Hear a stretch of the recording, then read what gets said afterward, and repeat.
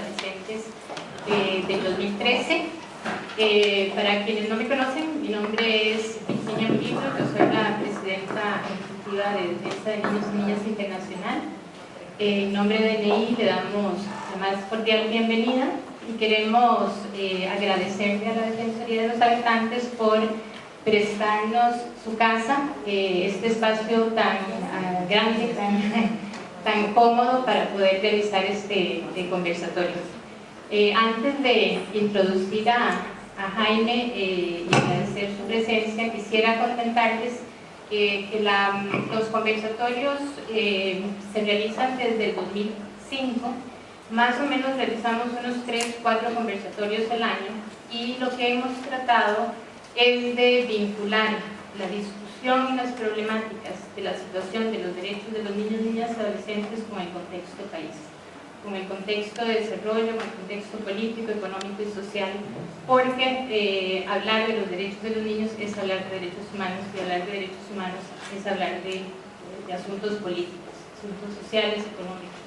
Y nos parece importante, sobre todo en el contexto de hoy, de Costa Rica, de la región centroamericana y en el contexto global, que es necesario no tratar los temas de niñez y adolescencia desde un sector aislado, sino de un contexto país. Sobre todo que nosotros, nuestro objetivo es luchar y construir una sociedades justas, solidarias, equitativas y respetuosas para que las personas menores de edad gozan y ejerzan sus derechos humanos. No es casual que el primer conversatorio del año hayamos querido invitar a Jaime. Jaime, además de ser un gran amigo de DNI, y no es la primera vez tampoco que lo tenemos en estos conversatorios, es un experto en derechos humanos, en gobernabilidad y un analista político.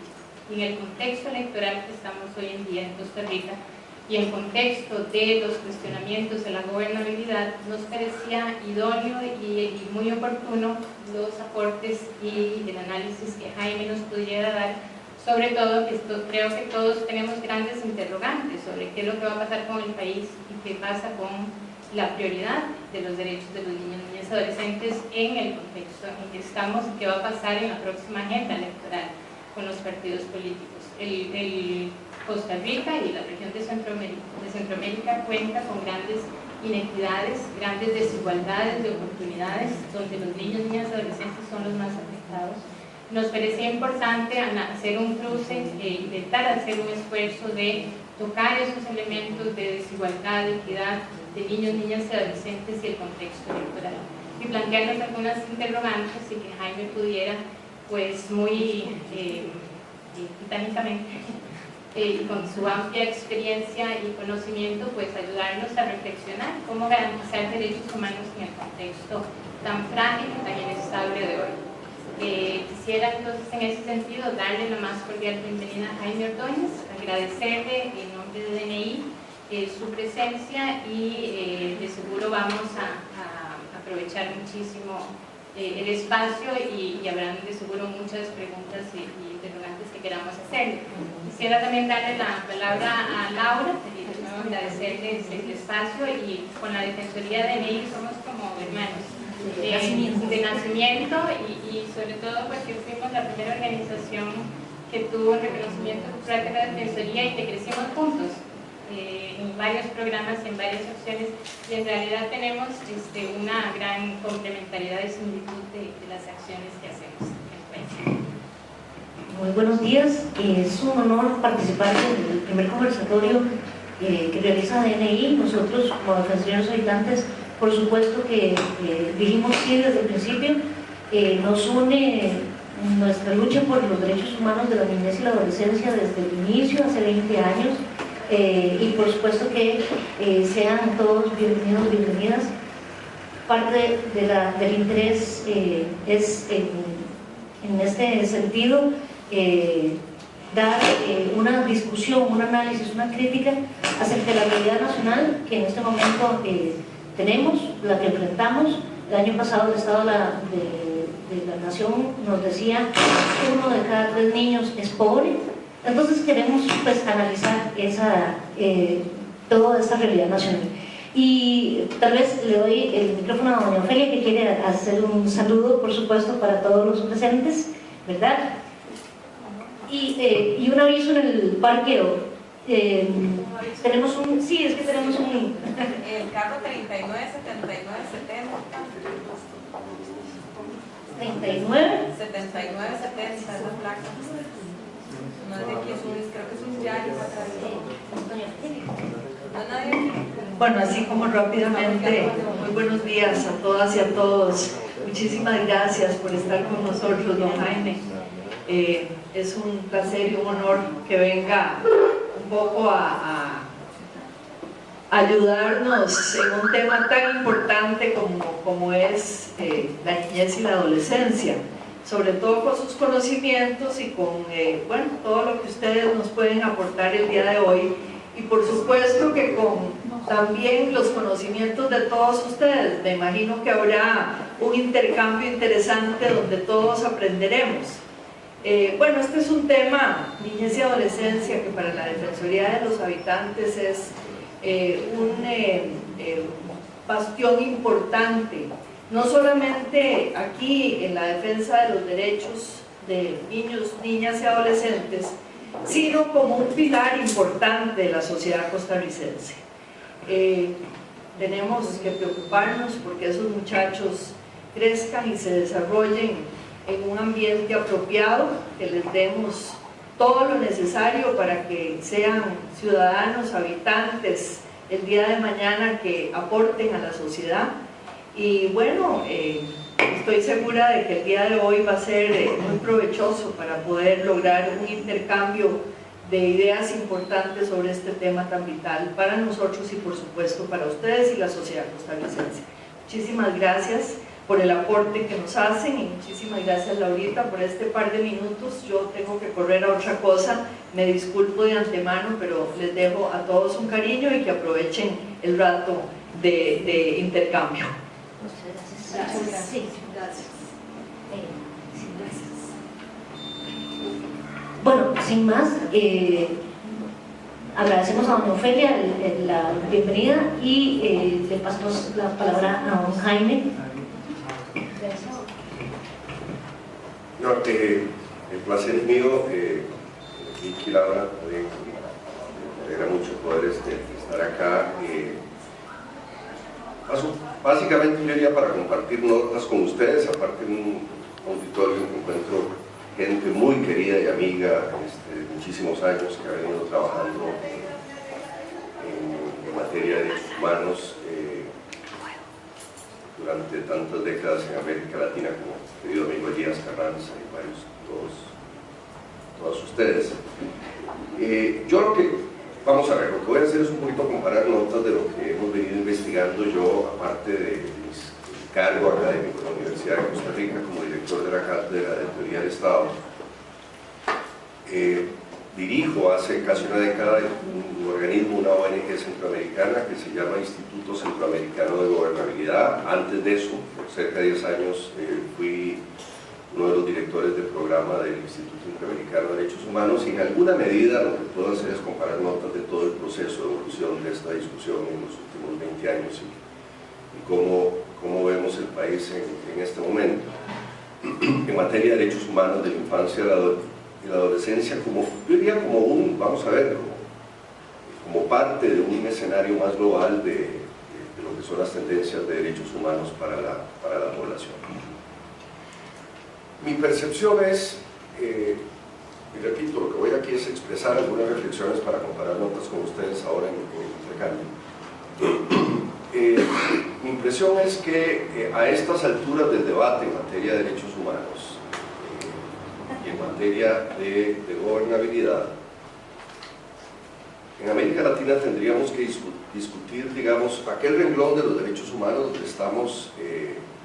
donde están en cuestión o hay alta vulnerabilidad de algunos derechos humanos esenciales que tienen que ver con la garantía de la seguridad física, la garantía de la alimentación, etcétera, de la población, fundamentalmente de la población infantil. Y aquí estamos digamos, en un escenario conceptualmente y técnicamente distinto a otro ámbito de los derechos humanos que se ha venido desarrollando, sobre todo con mucha mayor importancia en la década última década y media, que son los procesos de inclusión social. Es decir,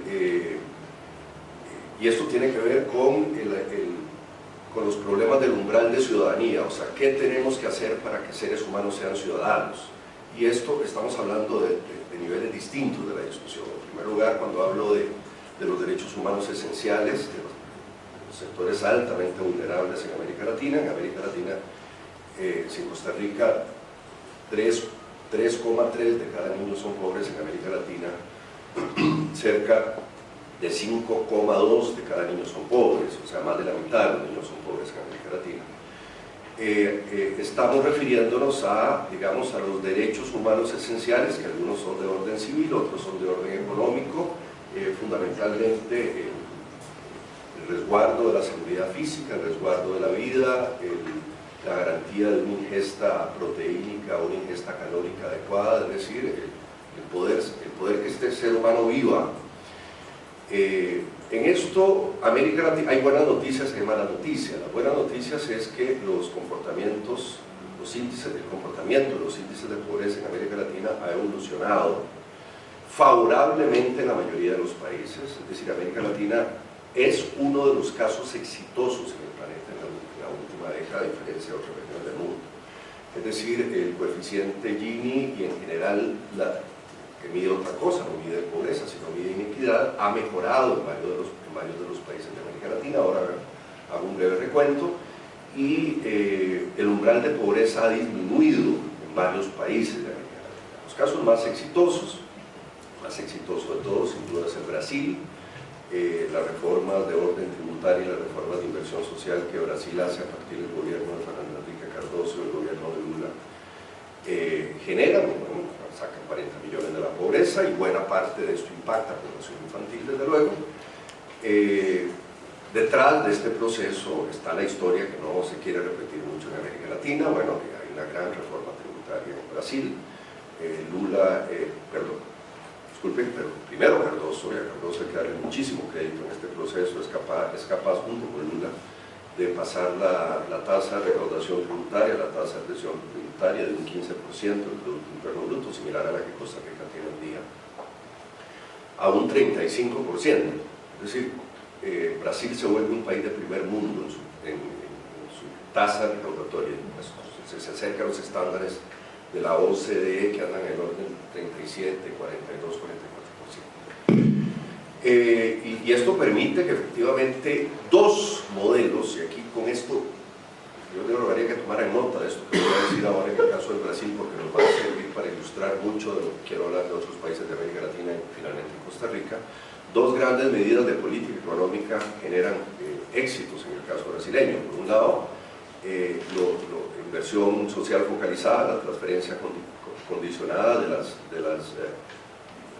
que en realidad no son bolsas de meninos ni bolsas de familias, sino son una mezcla de las dos cosas. Son, vamos a ver, transferencias condicionadas al niño, pero a la cabeza de familia, fundamentalmente a la mujer. Casi en el 90 y tanto % de los casos brasileños fue a la madre. Y en esto el programa Avancemos, creo que de Costa Rica aprendió en los últimos años ese modelo. No empezó así, creo que empezó con algunos errores, que es fundamentalmente asistencia social focalizada. Pero esto se complementó, y aquí quiero poner la nota, esto se complementó con un fuerte aumento de inversión pública universal en materia de educación y en materia de salud. Lo cual quiere decir que desde el punto de vista metodológico y desde el punto de vista práctico, Brasil demuestra, ahora voy a analizar otros casos como Chile, como Venezuela, como Ecuador, como Perú, Colombia, etcétera, casi todos exitosos, pero con diferencias, lo cual demuestra que no hay una sola llave para la solución de la inversión social y para el combate de la pobreza. Yo que históricamente, por una serie de razones, no he creído mucho en la transferencia condicionada de recursos en inversión focalizada, porque genera todos los vicios que le conocemos, ¿verdad? Clientelismo, prebendarismo, etc.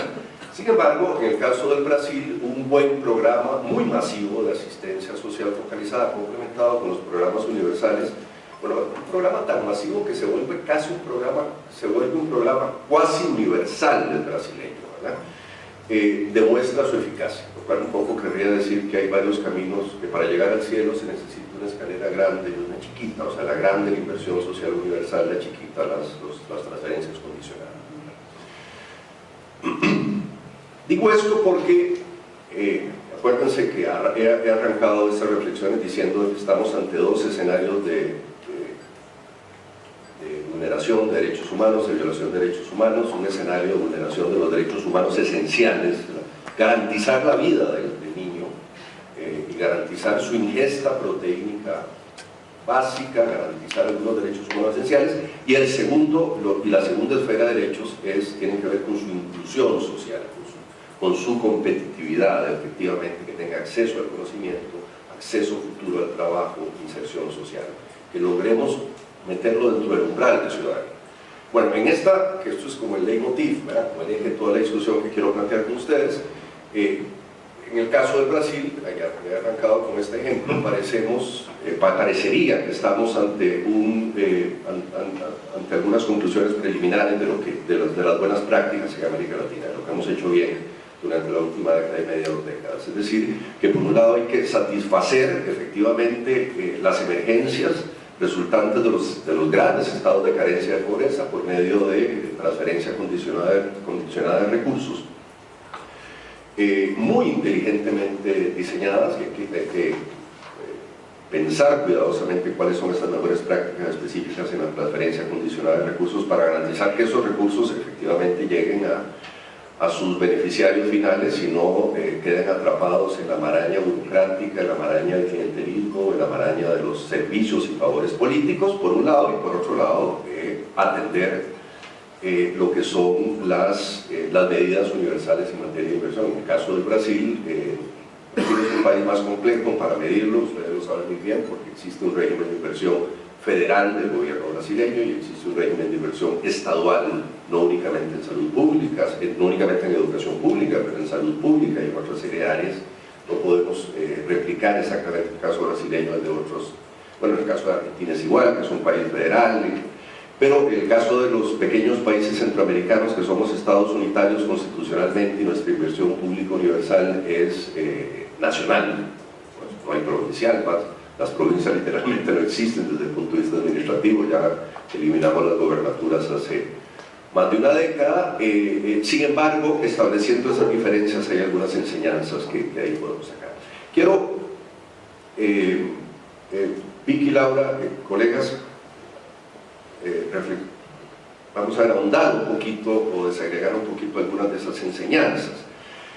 En un trabajo, vamos a ver, ¿qué hace Brasil exitosamente y qué hace Brasil para resolver el tema de algo que es absolutamente esencial, que es la retención escolar?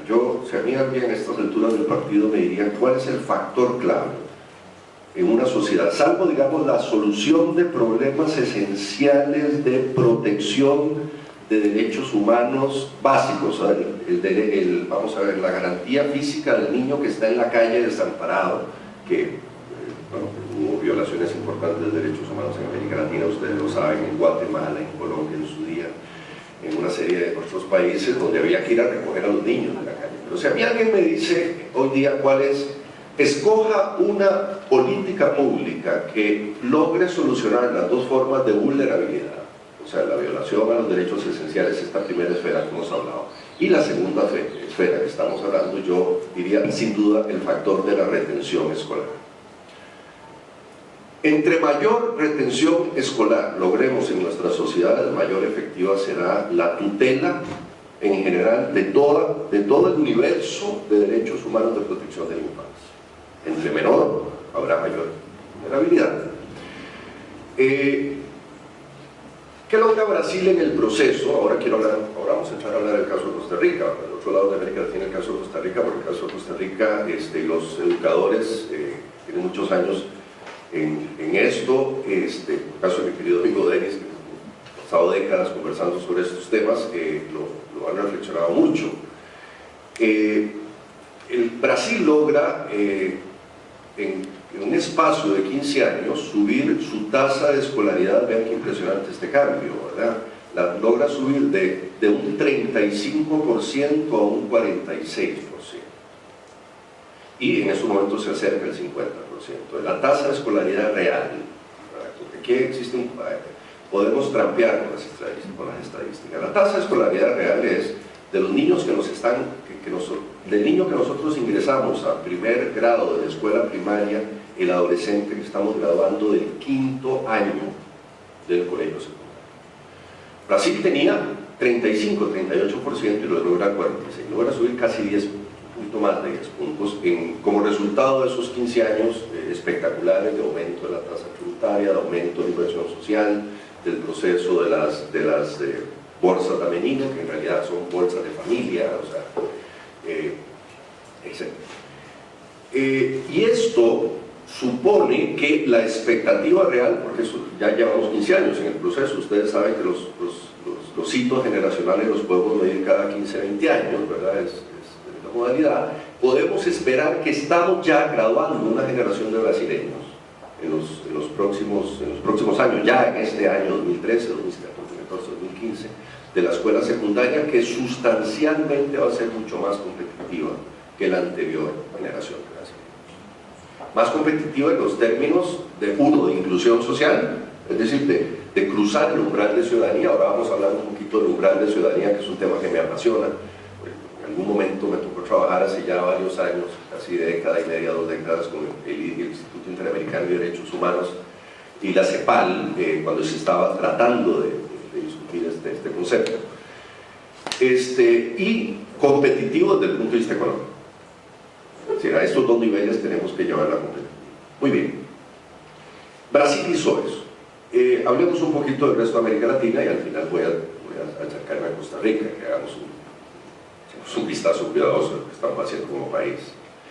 El resto de los países de América Latina, hay excepciones, en general no han hecho mal el trabajo. Es decir, una de las cosas que nosotros hemos tenido, y las que tuvimos mucho en América Latina, fue esa tendencia a la autoflagelación. Todo lo estamos haciendo mal, lo estamos haciendo mal. No, yo creo que en los últimos 10 años hemos empezado a hacer bien algunas cosas. Los indicadores en general en la región han mejorado en una gran cantidad de áreas. Desde el punto de vista macroeconómico ha mejorado. Aunque es importante tener vamos a ver, y aquí quiero hacer una aclaración casi política de política económica. Para tener buenos programas sociales hay que tener una buena macroeconomía. Y hemos mejorado, es decir, tenemos un crecimiento del orden del 4 o 5% general en la región. Hay países que de repente entran en problemas y bajan el crecimiento del 2-3%, el cual es problemático, porque coincide con la tasa de crecimiento de la población, luego significa crecimiento cero. Pero en general hay un crecimiento, hasta casos espectaculares. Brasil creció en el orden del 6-7%, Chile creció en el orden del 6-7% en unos años, Venezuela y Ecuador también estuvieron creciendo muy alto, después han disminuido. En fin, Perú ha experimentado una tasa de crecimiento espectacular a partir del segundo gobierno de Alan García y el gobierno de Ollanta Humala, del orden del 6-7%. Es decir, están haciendo bien, algo está sucediendo bien. Argentina ha sido cíclico en esto, de repente ha tenido jivas de crecimiento económico del 5-6-7%, cae, tiene que ver un poco por los problemas, digamos, de competitividad económica de Argentina, que es un país caro y sin embargo tiene que competir en mercados internacionales donde sus productos, sus países competencia son un poco más baratos, y hay un problema complicado de Argentina. Uruguay es un caso muy, muy razonable, muy estable de sostenibilidad económica y crecimiento también. En todos estos casos hemos encontrado, prácticamente sin excepción, porque el otro día, comparando los indicadores de lo que estamos haciendo en América Central, que es América Central es mi negocio, rodeando, moviéndome, haciendo reformas de gobernabilidad, en todos estos países hubo un aumento sustancial de la inversión pública en educación, inversión pública en salud. Es decir, la clave del éxito parecería estar de por qué la región, América Latina, es un continente bastante más prometedor. Ahora voy a decir en cuáles cosas no es prometedor, ¿verdad? Cuáles son nuestros grandes defectos en América Latina. América Latina ha hecho bien las cosas y en gobiernos con distintos signos ideológicos y políticos. Dense cuenta que hablo de la Chile de la concertación y de la Chile del actual gobierno, del más conservador, y hablo, digamos, de Venezuela, Ecuador y Bolivia, ¿verdad? Que Bolivia tiene problemas de indicadores, pero Venezuela y Ecuador, digamos, con otro signo ideológico también ha hecho bien las cosas, y lo ha hecho muy bien Colombia y Perú. Es decir, hay una tendencia, independientemente de las fluctuaciones ideológicas, algunas lecciones aprendidas. Si no hay mayor recaudación, es imposible hacer inversión social. Si con más recaudación, ¿a dónde es razonable invertir los recursos? Bueno, donde los hemos tratado de invertir en la región, en educación y salud, ya hay crecimiento en los indicadores prácticamente en todos los países, y también hay una lección aprendida con mayor contaminación de clientelismo político en algunos países que en otros. Yo lo veo más contaminado en el caso de México, más contaminado en el caso de Venezuela, menos contaminado en el caso de Brasil, contaminado relativamente en el caso de Perú y Chile, pero bueno, en fin, es así, transferencias condicionales, pero los resultados están ahí. Bueno, la región ha mejorado. En este escenario, sin embargo, ahora voy a llegar a Centroamérica, porque América Latina se nos está dividiendo en dos peligrosamente. Una cosa son estas mejores prácticas de América del Sur, que van de Colombia para abajo, y otras son la ausencia de mejores prácticas de Panamá para arriba, incluido la zona de Chiapas, yo diría, y México, que en estos momentos es un laboratorio peligroso y sorpresivo que no sabemos hacia dónde va, habrá que ver. Es decir, no podemos decir que la región se comporte igual. Hay, sin embargo, una gran vulnerabilidad en la región, una enorme vulnerabilidad en la región, a pesar de estas buenas noticias que son que yo diría que son las muy malas noticias que tendría que relatar. Y es que, salvo el caso de Brasil, de nuevo, que fue capaz de subir su tasa, su porcentaje de inversión en investigación y desarrollo en la última década y media a 1% del Producto Interno Bruto, es decir, del dinero que Brasil le invierte a educación y a desarrollo, fue capaz de coger un 1% del Producto Interno Bruto y meterlo en investigación y desarrollo, en sus procesos universitarios, en sus procesos de ciencia y tecnología, en educación terciaria, educación secundaria, institutos especializados, talleres de laboratorios informáticos para los niños de escuela primaria, etcétera, etcétera, etcétera. Lo que eso supone, el resto de América Latina no es capaz de subir ni siquiera el 0,4% del Producto Interno Bruto en investigación y desarrollo, mientras el resto de los países de la OCDE invierten cerca del 3% del Producto Interno Bruto, por no hablar del caso de los países exitosos de Asia. Es decir, los tigres asiáticos tienen una inversión sostenida, algunos en investigación y desarrollo, de cerca del 4% del Producto Interno Bruto. Les hablo del caso de Taiwán, el caso de Corea, el caso de países de gran competitividad en el mercado internacional, como el caso de Nueva Zelanda, el caso de Sudáfrica, el caso de Israel, etc. Aquí hay una trampa, porque la capacidad de tener, vuelvo un poco al postulado que planteé, no podemos hacer inversión social ni política social o política económica social razonable si no tenemos una macroeconomía sana. Postulado número 1, postulado número 2, no podemos tener una macroeconomía sana si no somos competitivos como región y como países en el contexto internacional. Y para esto necesitamos meterle conocimiento a nuestro proceso productivo, conocimiento a nuestros productos de exportación. Si nosotros no hacemos eso correctamente y no lo estamos haciendo, no vamos a ser competitivos como región en el largo plazo. Le digo esto a América del Sur, le digo esto desde luego a Centroamérica. Estoy salvando una excepción toda América Latina, que es Brasil, país que ya se despegó de la sexta economía del planeta, es uno de los ejes de los BRICS, como ustedes saben, ¿verdad? Es decir, Brasil podía estar en otro lado, o sea, podía estar ubicado en Europa en estos momentos, podría ser una enorme isla al lado de Japón y de Corea, etc. Portarse de esa manera. ¿Cuál es un problema? ¿Cuál es un problema? Porque ha sucedido lo siguiente. Discúlpenme que haga esta digresión, porque para hablar de derechos humanos tenemos que tener el panorama más o menos claro, donde estamos ubicados. Porque lo que sucedió en la última década y media, 2 décadas, hay varios trabajos de los principales economistas del planeta en estos momentos, cuando analizan América Latina, dicen, bueno, Copa América Latina,